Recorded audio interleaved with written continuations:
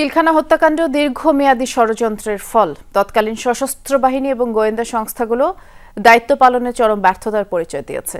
সকালে রাজধানী science laboratory Pilkhana হত্যাকাণ্ডের তদন্ত সম্পর্কিত জাতীয় স্বাধীন তদন্ত কমিশনের সংবাদ সম্মেলনে এসব কথা বলা হয়েছে।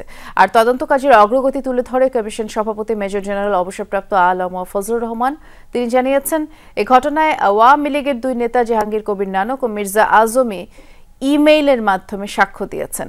আর তৎকালীন রাজনৈতিক নেতৃবৃন্দের নানা মাত্রার সংশ্লিষ্টতা তথ্য প্রমাণ পাওয়া গেছে বলেও জানান তিনি। বলেন, হত্যাকাণ্ডের আলামত ধ্বংসের চেষ্টা করা হয়েছে। কমিশন সভাপতি জানিয়েছেন, আগামী 30 সেপ্টেম্বর পর্যন্ত চূড়ান্ত তদন্ত প্রতিবেদন দাখিলের মেয়াদ বৃদ্ধির অনুরোধ করা হয়েছে।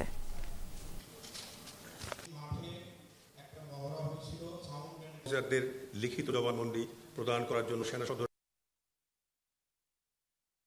পরিচয় দিয়েছে বলে এ পর্যন্ত প্রাপ্ত প্রতীয়মান।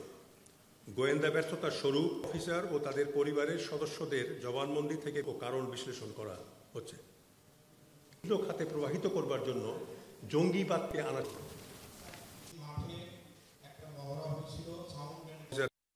8 জন সংশ্লিষ্ট রাজনীতিবিদদের জবানবন্দি নেওয়া হয়েছে।